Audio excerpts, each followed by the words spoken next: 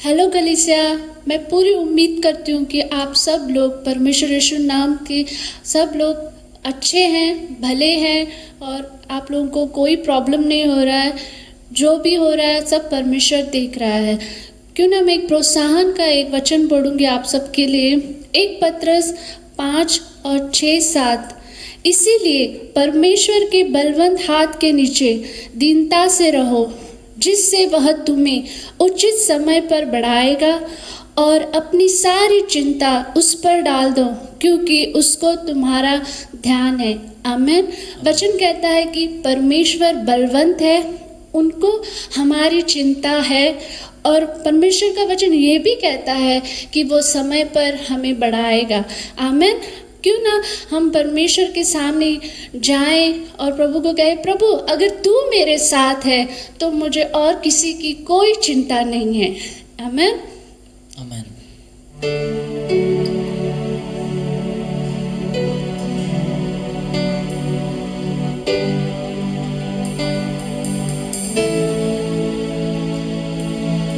मेरे खुदा मेरे मसीह, आया है तू मेरे करीब, मुझको तू थामा और चंगाई दी, मन में मेरे लाई रोशनी। अकेला था मैं भयभीत था, तूने छुआ मुझको, ये क्या हुआ। आशा जगी, राह दिखी, जैसे मिली एक नई जिंदगी। ना कोई डर है मुझे अभी, जो तू मेरे साथ है खुदा। ना कोई डर है मुझे अभी, जो तू मेरे साथ है खुदा।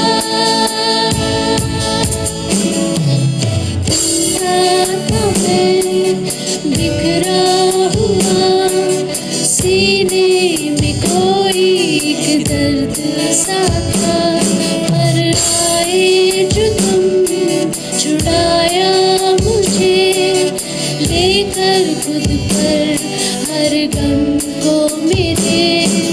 सोचा न था मैंने कभी पाऊंगा मैं इतनी खुशी।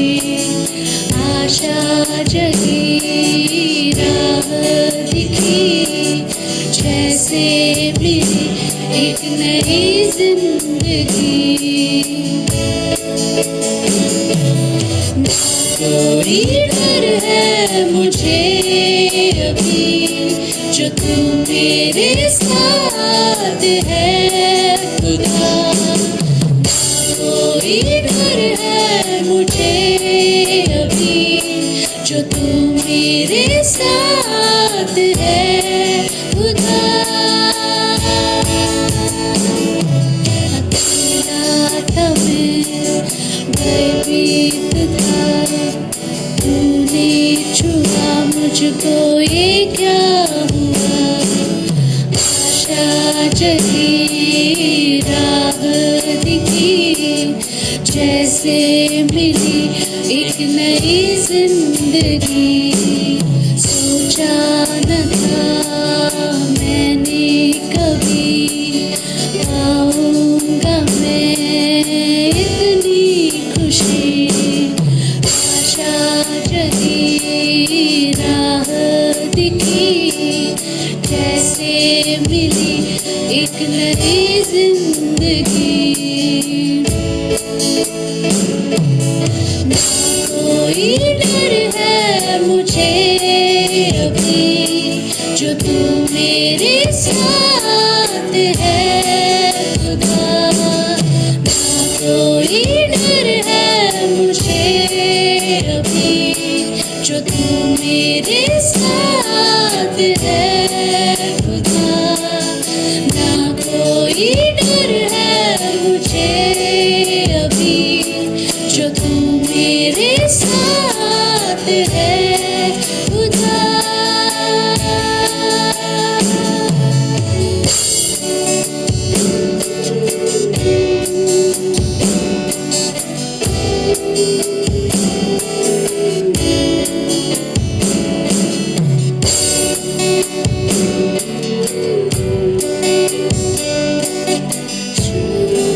मेरे साथ है सदा।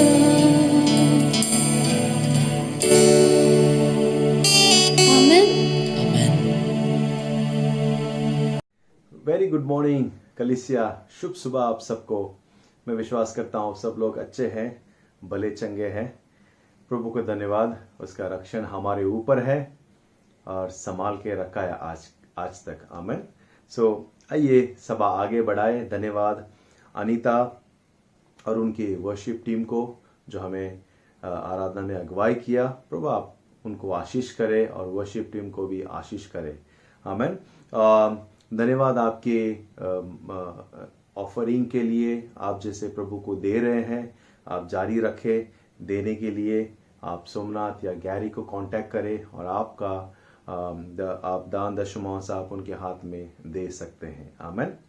कुछ घोषणा देखते हैं एक दो और फिर हम आज के इस वचन में हम चलते हैं। मेंस मीटिंग, पुरुषों का सभा, हम हर मंगलवार को जूम पे ऑनलाइन होता है। आप घर बैठे बैठे इस सभा में भाग ले सकते हैं। तो आपसे मैं प्रोत्साहन करूंगा, आप प्लीज जो पुरुष है जूम डाउनलोड करें ऐप और आप जुड़ सकते हैं। और उसके साथ साथ हम अभी कनेक्ट ग्रुप भी शुरू किए हैं।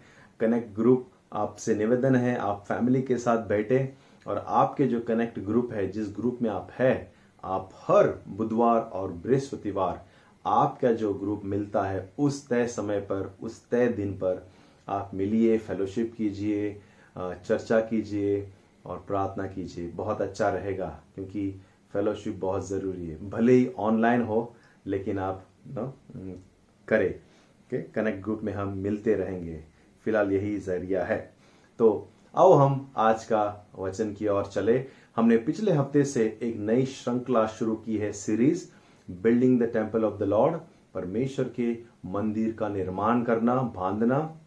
और पिछले हफ्ते हमने देखा किस तरह से पहले शुरुआती मंदिर बना था इज़राइल में और राजा दाऊद ने उसकी तैयारी की थी और राजा सुलेमान ने उसका निर्माण कार्य समाप्त किया था। उसने 7 साल में जो संपूर्ण अक्षर है, संपूर्ण नंबर है, अंक है 7 साल। ओके। और उस 7 साल में परमेश्वर का मंदिर को सुलेमान ने निर्माण किया था।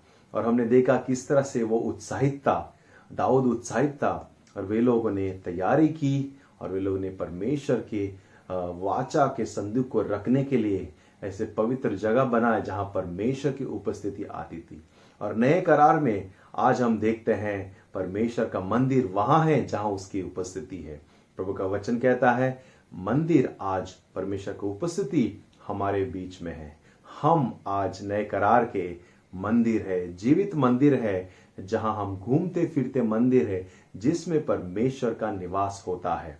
तो आइए आज हम देखेंगे और एक topic, building the temple of the Lord. यही आज का शीर्षक है। पिछली बार हमने देखा था एक सवाल के साथ कि क्या आप परमेश्वर के मंदिर का निर्माण कर रहे हो, जैसे राजा सुलेमान ने किया था। और हमने और एक चीज देखा कि जब तक आपका रिश्ता अच्छी तरह नहीं रहता, जब तक आप बाहरी शांति नहीं रखते, तब तक आप अंदरूनी मजबूत नहीं देख पाओगे, अंदर से बांध नहीं पाओगे, अंदर से मजबूत नहीं कर पाओगे, अंदर से आप समर्पण नहीं कर पाओगे। उसी तरह से जैसे सुलेमान किस तरह से पूरे साम्राज्य में शांति बनाए रखा, उसका रिश्ता अच्छा था और वो अंदर ध्यान दे सका क्योंकि दाऊद की तरह वो व्यस्त नहीं था युद्ध लड़ने में, वो दूसरों के साथ लड़ने में व्यस्त नहीं था। और हमने देखा कि किस तरह जीवन में हमें शांति की जरूरत है। हम व्यस्त न हो जाए लड़ने में, रिश्ता खराब करने में या दूसरों पर उंगली उठाने में, लेकिन बल्कि हम अपने जीवन में झाके और हमने अंदरूनी चीज़ों पर ध्यान देना है, ताकि इस मंदिर को हम बांधे और उसको हम समय दें।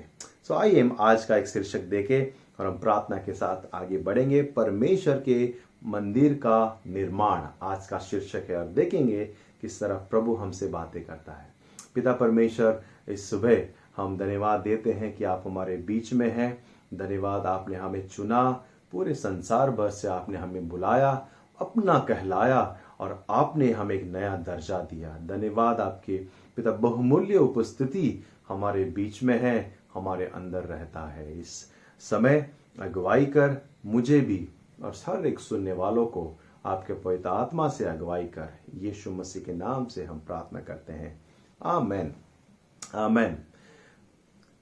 ये कहते हुए मैं शुरू करना चाहता हूं कि आप और हम मनुष्य परमेश्वर के नजर में हम परिपक्व बने हैं, परफेक्ट बनाए गए हैं, संपूर्ण बनाए गए हैं। हमें कोई कमी नहीं है, कोई खटी नहीं है, कोई भी ऐसे कोई चूक नहीं हुआ है परमेश्वर से जब उसने हमें बनाया है।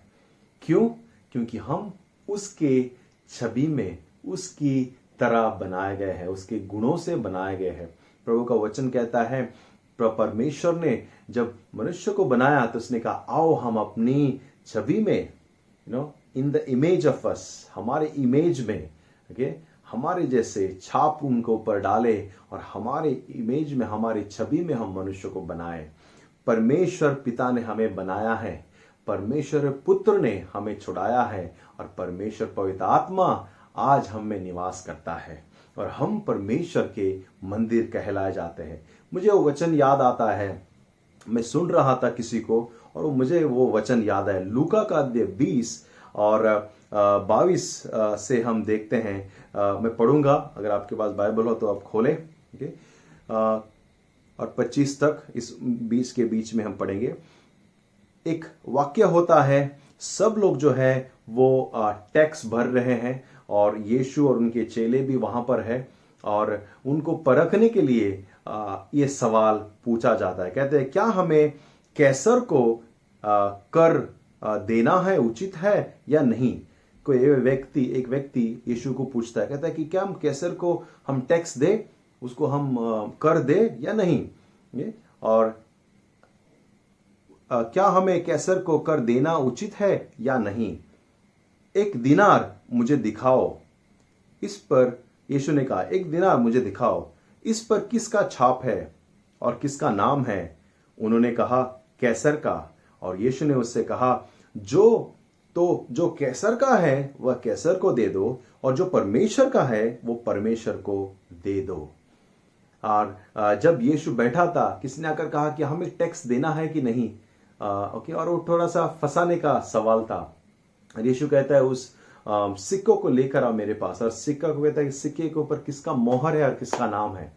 और वे कहते हैं कि कैसर का नाम है और कैसर का मोहर है। तो बोलते हैं, जिसका मोहर है और जिसका नाम है वो उसको दो, और जो परमेश्वर का है वो परमेश्वर को दो। आपको मैं बताना चाहता हूं, आपके ऊपर और हमारे ऊपर किसका मोहर है? आपके ऊपर और हमारे ऊपर किसका नाम है? परमेश्वर का, यीशु मसीह का। और जो परमेश्वर का है, जो हम हैं, हमें उसे परमेश्वर को देना है। जो कैसर का यानी कि सरकार का है, वो सरकार को दो टैक्स, लेकिन हमारे ऊपर परमेश्वर का मोहर है, हमें अपने आप को परमेश्वर को देना है। हम परमेश्वर के लोग हैं, हम परमेश्वर के कहलाते हैं। आमीन। आपका जीवन परमेश्वर का है, आपका जीवित ये जो मंदिर है वो परमेश्वर का है। रोमन का अध्याय 12 और 1 में देखो क्या कहता है। कहता है कि तुम अपने शरीर को जीवित बलिदान करके भेंट कर दो, यही तुम्हारी आत्मिक आराधना है। यही तुम्हारी आत्मिक आराधना है। पौलुस याद दिलाता है रोमन के लोगों को कि कहता है कि देखो, अपने शरीर को जीवित बलिदान करके चढ़ाओ, ये सबसे बढ़िया आत्मिक आराधना है। आमीन। ये हमारा शरीर, ये हमारा जीवन परमेश्वर का मंदिर है प्यारे लोगों, और परमेश्वर चाहता है कि हमारे ऊपर जिसका छवि है हम उसको ये समर्पण करें, ताकि उसकी आराधना हो, इस मंदिर में उसकी बड़ाई हो। शैतान हमेशा से मनुष्य के पीछे पड़ा है, क्योंकि मनुष्य के ऊपर परमेश्वर का छवि, हम उसके छवि में बनाए गए हैं, उसके नजरिया में बनाए गए हैं, हम उसके इमेज में बनाए गए हैं। तो शैतान तो परमेश्वर को तो कुछ नहीं कर सकता, परमेश्वर को तो नष्ट नहीं कर सकता, वो उसकी छवि को नष्ट करने की कोशिश करता है। जो आप और हम हैं, हम मनुष्य परमेश्वर के छवि में बनाए गए हैं, इसलिए हमेशा से जो शैतान है मनुष्य के पीछे पड़ा है। और हम देखते हैं जब परमेश्वर ने मनुष्य को संपूर्ण बनाया, परफेक्ट बनाया, गिरने का कारण शैतान है। वो आया और हमें फंसाया और मनुष्य जाति को पाप में गिराया। फिर हम पाप में गिर गए, हम परमेश्वर की नजर से गिर गए, हम उससे दूर हो गए, हम पापी बन गए, हमारा रिश्ता टूट गया और हम परमेश्वर से दूर जाने लगे। जो ओरिजिनल प्लान था उससे हम हटने लगे, उसकी योजना से हम बेघर हो गए, बेदूर हो गए। लेकिन यीशु मसीह स्वयं आता है और हमें फिर से स्थापना करता है, हमें फिर से वो उद्धार करके उसके लहू से खरीदता है और हमें फिर से संपूर्ण करता है। उसका लहू काफी है हमें नया जीवन देने के लिए। इसलिए पौलुस कहता है कुरिन्थियों में, जो यीशु मसीह में है वो नई सृष्टि है, देखो पुरानी बातें बीत गई। हर एक गुनाह, हर एक पाप प्रभु ने हमें क्षमा किया है और हमें नया जीवन दिया है, हमें रिस्टोर किया है, पुनर्स्थापित किया है हमारे जीवन को। हम अब पापी नहीं लेकिन परमेश्वर के लोग कहलाते हैं, हम धर्मी कहलाते यीशु मसीह के द्वारा। तो हम गिरे, फिर हमें उद्धार किया गया और उसके बाद प्रभु ने हमें पुनर्स्थापित किया और फिर आज आप में और हम में परमेश्वर का निवास होता है। यीशु मसीह कहता है, स्वयं पवित्र आत्मा कहता है, मैं तुम में हूं। जो हम में है वो संसार में जो है उससे बढ़कर है। हालेलुया, उससे बढ़कर है। तो मैं एक छोटी सी कहानी आपके सामने पेश करूंगा और वो 3 बातें हम देखेंगे। कहानी ऑफ कोर्स सोलोमन की है। जब दाऊद, हम उसी कहानी को मैं आगे बढ़ा रहा हूं, जब दाऊद सब तैयारी करके जाता है और सोलोमन जो है वो कहता है कि अभी मैं तैयारी करूंगा। ओके, ये कहानी आप 2 इतिहास में आप पढ़ सकते हैं। 2 इतिहास में ये कहानी है, अध्याय 2 में। और सोलोमन तैयारी करता है, कहते हैं मैं परमेश्वर का मंदिर बनाऊंगा। और देखो किस तरह से वो पड़ोसी राजा को खत लिखता है, कहता है मुझे लकड़ियां भेजो, मुझे जो काम करने वाले, जो तराशने वाले हैं, लकड़ी छिलने वाले हैं, पत्थर के कारीगर हैं, उस सबको भेजो, क्योंकि मुझे मंदिर बनाना है मेरे परमेश्वर का। सो हम वचन पढ़ेंगे 2 इतिहास 2 में। कहता है, अब सोलोमन ने यहोवा का नाम का एक भवन और अपना राजभवन बनाने का विचार किया। इसलिए सोलोमन ने 70,000 बोझ ढोने वाले, बोझ उठाने वाले को उसने नियुक्त किया और 80,000 पहाड़ से पत्थर काटने वाले और वृक्ष को काटने वाले, और इन पर 3,600 मुखिए यानी कि लीडर्स, सुपरवाइजर, मुखिए गिनती करके ठहराए। तब सोलोमन ने सोर के राजा हिरोम को पास कहला भेजा।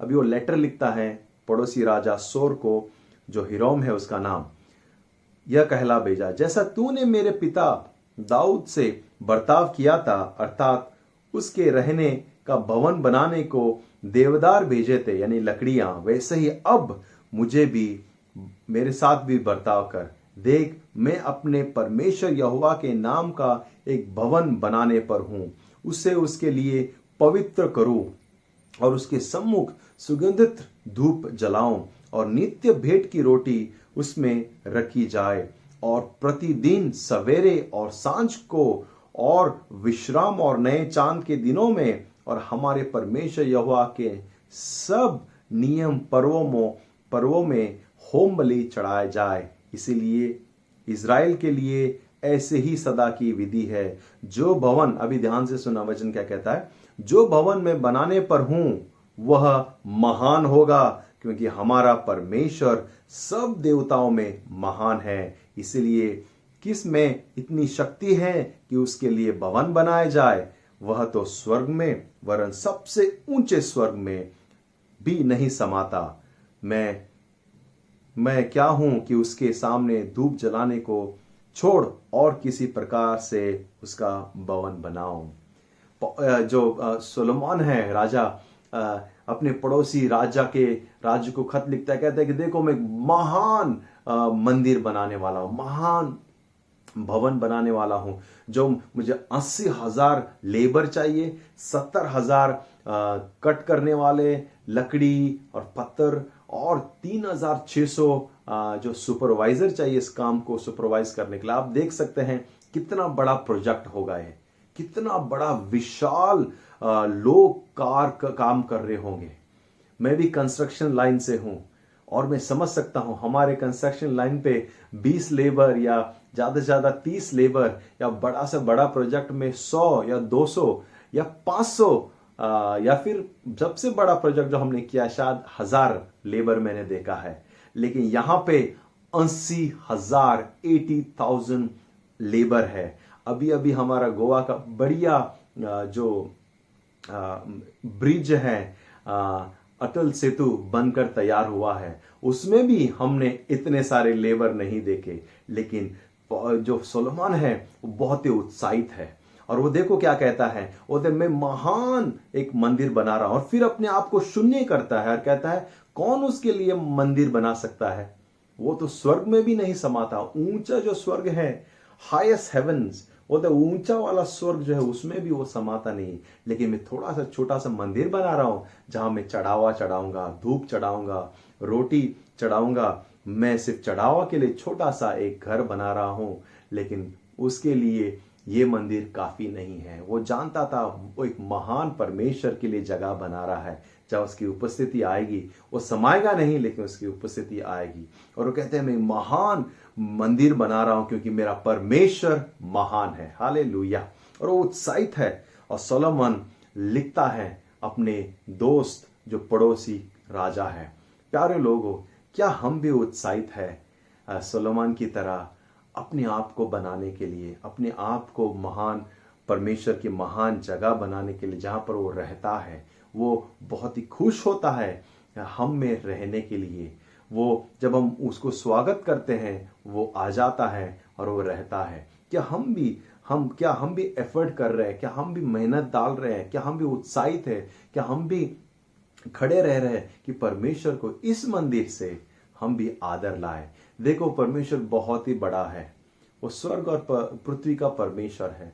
वो पूरा ब्रह्मांड का परमेश्वर है। सब कुछ उसने बनाया है, फिर भी वो हम में रहने में खुश होता है। जब उसे पुकारते हैं तो वो दौड़ आता है। सोलोमन बहुत ही उत्साहित था।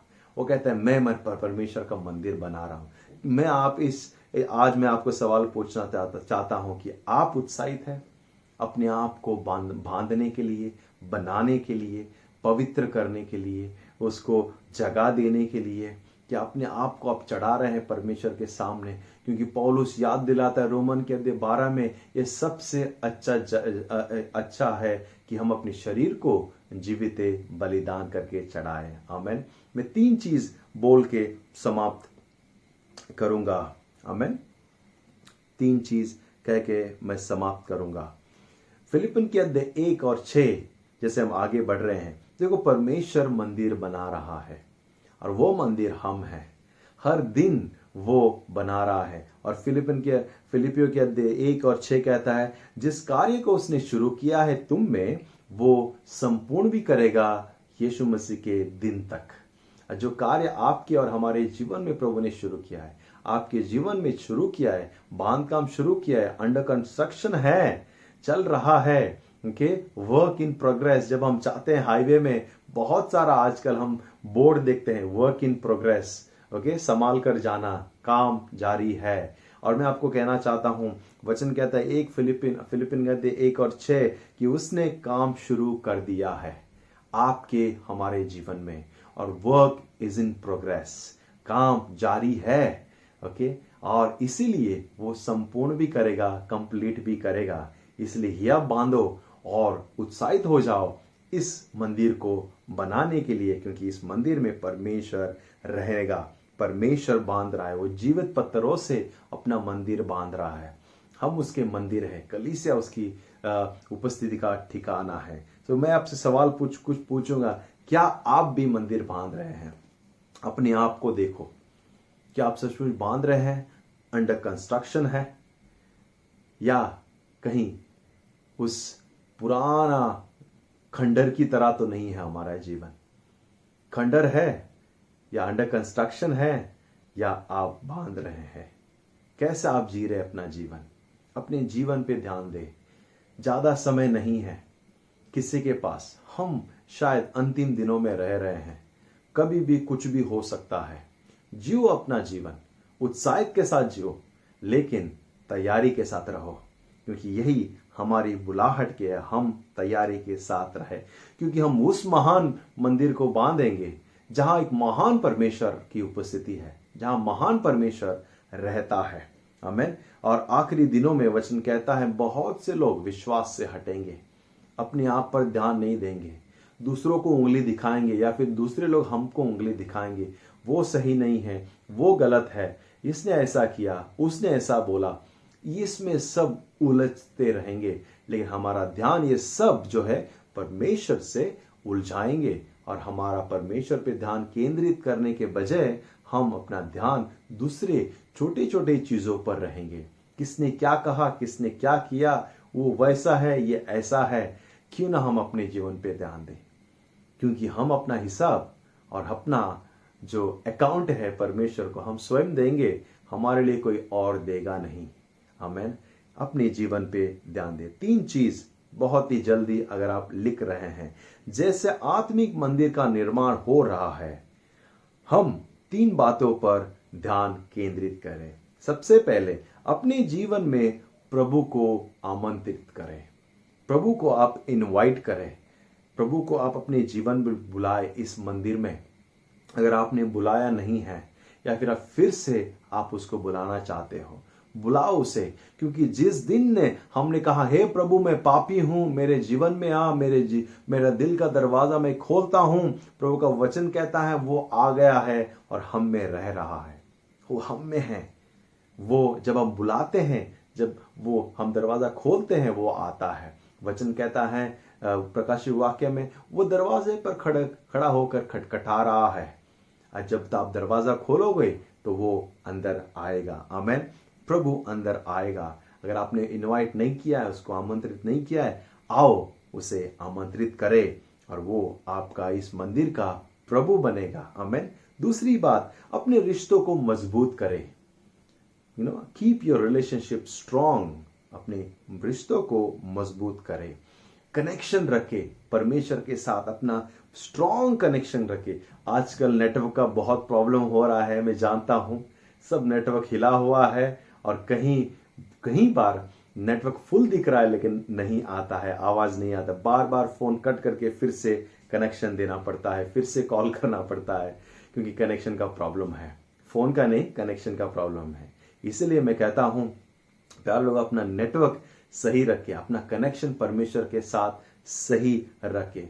हो सकता है आप आप अपने बहुत ही बढ़िया फोन लिया होगा, बहुत ही महंगा फोन लिया होगा, शायद लेटेस्ट फोन, शायद आईफोन 11 प्रो जो भी है, बहुत ही महंगा फोन है आपके पास, लेकिन अगर उसमें कोई डेटा या कॉल करने का कनेक्शन नहीं है, वो फोन बेकार है। वो फोन कितना भी महंगा होने दो, 1-2 लाख का होने दो, लेकिन वो फोन बेकार है जब तक आप उसका कनेक्शन नहीं जोड़ोगे, जब तक आप उससे कॉल नहीं कर पाओगे, जब तक आप इंटरनेट इस्तेमाल नहीं कर पाओगे। उसी तरह प्यारे लोग, आप कितने भी बढ़िया रहेंगे, आप कितना भी अच्छा रहेंगे, बन ठन कर सब कुछ है आपके पास, लेकिन आपका अगर कनेक्शन परमेश्वर के साथ नहीं है, आप उस फोन की तरह हो जिसमें कोई नेटवर्क नहीं है। अपना रिश्ता मजबूत रखें, अपना रिश्ता परमेश्वर के साथ रखें। अगर आपका रिश्ता परमेश्वर के साथ सही है, सब चीजों के साथ सही होगा। आप वार्तालाप सही करोगे, आप सही सोचोगे, आप सही कार्य करोगे, आप सही कदम लोगे, क्योंकि परमेश्वर आप में रहता है और वो आपकी अगुवाई करता है। बहुत से लोग, बहुत सी बार हमारा नेटवर्क खराब है, हमारा नेटवर्क टूटा हुआ है और हम गलत राह में चल जाते हैं, गलत डिसीजन ले लेते हैं, गलती करते हैं, जानते हुए या अनजाने में कि हमारा नेटवर्क टूटा हुआ है। प्यारे लोग, अपना रिश्ता परमेश्वर के साथ मजबूत बना। और आखिरी चीज कि परमेश्वर को अनुमति दे कि वह इस मंदिर का निर्माण करे। हालेलुया। भले सुलेमान ने अपने हाथों से मंदिर बनाया, लेकिन इस मंदिर को परमेश्वर बनाएगा। हमें सिर्फ उसके साथ चलना है। इस मंदिर को वो पवित्र करेगा क्योंकि परमेश्वर पवित्र है। आमीन। फिलिपिन के अध्याय 1 और 6, जैसे मैंने कहा था, मुझे इस बात का भरोसा है कि जिसने तुम में अच्छा काम आरंभ किया है वही उसे यीशु मसीह के दिन तक पूरा करेगा। कार्य शुरू हुआ है, वर्क इज इन प्रोग्रेस। कार्य निर्माण का काम शुरू किया है। परमेश्वर को अनुमति दे कि इस मंदिर को वो बनाए और उसकी महिमा के लिए इस्तेमाल किया जाए। मंदिर वही है जहां पर उसकी उपस्थिति है, और जहां उसकी उपस्थिति है वही मंदिर है। और प्रभु का वचन कहता है जहां हम बुलाते हैं उसे, उसकी उपस्थिति आता है, वो हम में रहता है। आमीन। तो प्यारे लोगों, उत्साहित रहो, अपने जीवन पर ध्यान केंद्रित करो, अपने जीवन को बांधो और परमेश्वर के मंदिर का निर्माण करते जाओ। इस जीवन का मजबूत करो, इस जीवन का निर्माण करते जाओ, क्योंकि परमेश्वर जहां पर है वही मंदिर है और हम नया करार के परमेश्वर के जीवित आत्मिक मंदिर है। आमीन।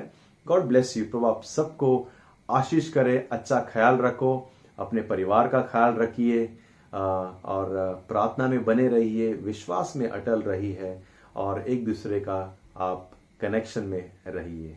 God bless you. मैं प्रार्थना के साथ समाप्त करूंगा। प्रभु धन्यवाद आज के दिन के लिए, इस वचन के लिए।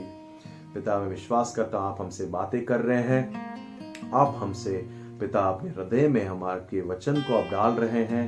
पिता, आप हमारे जीवन में हलचल कर रहे हैं ताकि प्रभु हम आपकी ओर देखें। प्रभु आप महान हैं पिता, और आप हम भी इस महान परमेश्वर के लिए अपना जीवन को बलिदान, जीवित बलिदान चढ़ाए। पिता, पूरी महिमा आदर आपकी हो। आपकी इच्छा जैसे स्वर्ग में पूरी होती है, प्रभु हमारे जीवन में भी पूरी हो। इस जीवन से आपको पूरी महिमा मिले। हम संपूर्ण समर्पण करते हैं हमारा जीवन आपकी महिमा के लिए, आपके राज्य के लिए, आपके चरणों में। ये प्रार्थना यीशु मसीह के नाम से मैं करता हूँ। मैं प्रार्थना करता हूँ हर एक जो सुन रहे हैं, देख रहे, हर एक को आशीष कर, उनके प्रार्थना को आप सुन, उनके हृदय की इच्छा को आप जान और आप प्रभु उनसे बातें कर। जो कमजोर है उसे मजबूत बना पिता, और जो अकेले है उसका आप साथ देना। जो पिता जरूरत है आप उनकी पूरी करना। धन्यवाद प्रभु। ये प्रार्थना प्रभु यीशु मसीह के नाम से मैं करता हूँ। सब कहे आमेन, आमेन। प्रभु आप सबको आशीष करे। अच्छा हफ्ता हो आपका।